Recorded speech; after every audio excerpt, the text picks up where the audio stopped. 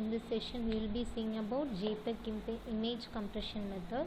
So first of all we have to know what is image compression. So what is image compression?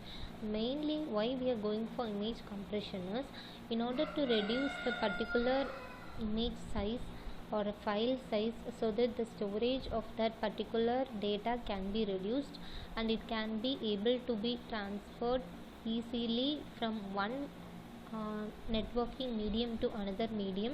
Okay, so this is the two main reasons why we are going for image compression, that is for storing as well as for transmission. Okay, so the compression can be done by using two types, that is first one is lossless and second one is lossy.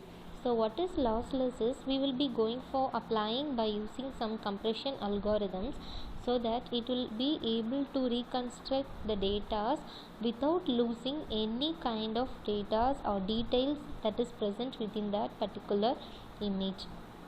Okay, so whereas in case of lossy it is another standard for image compression. So in this case some information can be lost while compressing the data, that is while after decompressing again we cannot obtain the original image with 100% of originality, that is there may be some data lost during the compression of data. Okay, so first we have to know what is JPEG and why we are going for this particular standard called as JPEG. The full form of JPEG is Joint Photographic Experts Group, and we are going for choosing this algorithm in order to make a lossless compression, that is we are going for making some compression technique, that is in case of image we will be going for using this JPEG. So this is a lossy compression scheme, so it is requiring less memory that is used to save the data, and it also takes an advantage of the fact that humans cannot see the colors at high frequencies. So these high frequencies can be made to be compressed and eliminated by using this technique called as compression. So this also works best on smooth color transition process. Okay, so what is JPEG compression? So it, as I told you, this is one of the method of lossy compression for digital images. So by using this compression we can go for adjusting or we can go for reducing the storage size, or the image quality can be compressed in the ratio of 10:1 with little perceptible loss in the image quality. Okay, so this is the schematic representation of JPEG compression as well as decompression. So first it is a top down process in case of compression, and in decompression it is a bottom up process. So first color is getting transformed, downsampling is done, and then we are forwarding the DCT and quantization, then it is given to encoding, decompressing data, decoding, dequantization, and the inverse DCT and upsampling and color transform in case of decompression. So let's see each and every step in detail. So first let's see how the algorithm gets worked. Okay, so first we are going for splitting the image. So how the image is getting splitted is it is splitted into 8x8 non-overlapping pixel blocks. So if the images cannot be divided by 8x8 blocks, then what we have to do is we have to go for adding some empty pixels around the edges that is present in that particular images. So this process of adding empty pixels around the edges is called as zero padding. Okay, so next thing is we are going for color transform. As we saw earlier, we are going to transform from RGB to YCBC and subsampling spaces respectively. So next thing is DCT. So in DCT we are taking 8x8 block. So next thing is quantization.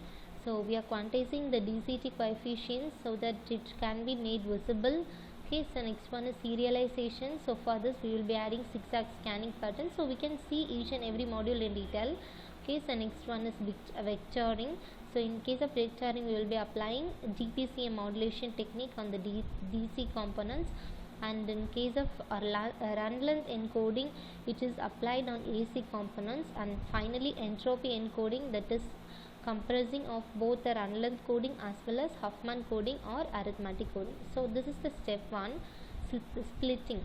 So as I told you, we will be splitting it on dimensions of 8x8, and we will be summing up to 64 units in total. Okay, that small subdivided sample blocks are called as pixel.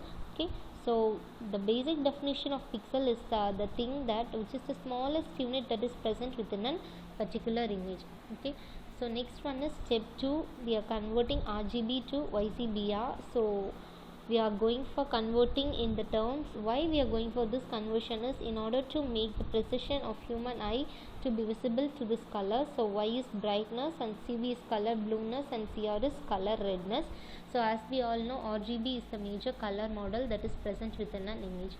So this is forward DCT. So we will be using cosine function, that is discrete cosine transform. Okay, so we will be converting the information that is contained in the block from one domain to another domain, that is from spatial domain to frequency domain. So why we are going for this particular DCT is, as I told you, human eye is very sensitive to high frequency components. So due to this, all the data cannot be seen. So we are going to segregate the raw data image on the basis of frequency, and such frequencies will be converted from spatial domain to frequency domain by applying this forward DCT. Okay, so next step is quantizations. So what is quantization is, humans will not be able to see all the aspects in a high frequency image. So this DCT will be allowing to isolate the frequency, and that particular isolated frequency will be taken into consideration, and we will be quantizing the image pixels. So why we are going for this quantization is, so we will be just selecting in the frequency from the previous step. So that particular frequency is made to be quantized in order to reduce the bit that is required for sampling. Okay, so there are two types of quantization. One is uniform quantization and another one is non-uniform quantization. So in case of uniform quantization, Q of u comma v is a constant. A non-uniform quantization, custom quantization tables can be put in image or scan header. So it is defined by two default quantization tables, that is luminance and chrominance. Okay, so next thing is zigzag scan, that is serialization. Okay, so here also we will be going for mapping 8x8 matrix into 1x64 vector. So why this zigzag scanning is done is, in order to group the lower frequency into a separate place, as well as the higher frequency in the separate place. Okay, so how we are separating is, the low frequency coefficients are made to be grouped in the top of the vector, whereas the high frequency coefficients are made to be grouped in the bottom of the vector. Okay, so by using this we will be exploiting the presence of large number of zeros that are present within the matrix structure. Okay, so next thing is step 6, that is vectoring DPCM on DC component. Okay, so that is differential pulse code modulation is applied to the DC component. Okay, so the DC component is large and varies, but we will be using the previous value to process this. So this entropy coding mainly operates on one dimensional as well as two dimensional, hence this can be represented in 1D form. So this process is also called as vectoring. Okay, so next step is run length encoding on AC components. So here we will be using 1x63 vectors. So as it is encoded, we will be having pairs of skips as well as values. So what is skips and what is value? So skip in the sense, it is the number of zeros proceeding with a non-zero value in the quantized matrix. Okay, so value in the sense, the actual coded value of non-zero component. Okay, so these two are noted, and we are going for applying by this using these two values called as skip and value pairs. Okay, so these are applied by on the AC components. So next thing is Huffman coding.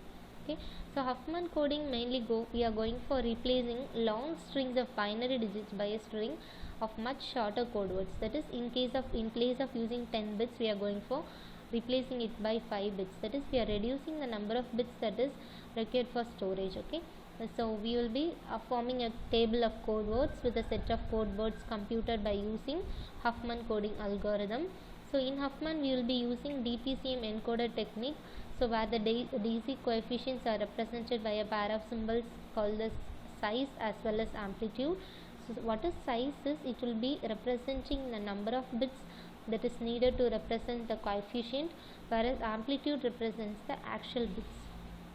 Okay, so these are the various steps that are involved in the image compression technique by using JPEG. So now let's see what is the merits of JPEG, that is the advantages of JPEG compression. So it works with color and grayscale images but not with binary images. That is, in case of binary images like zeros and ones, it does not play a major role. Okay, so we can go for using 24-bit color images like unlike GIF, we cannot go for using in case of GIF. Then target photographic quality images, and we can go for applying many applications like satellite, medical and general photography. Hope you all understood and had an useful session. Thank you.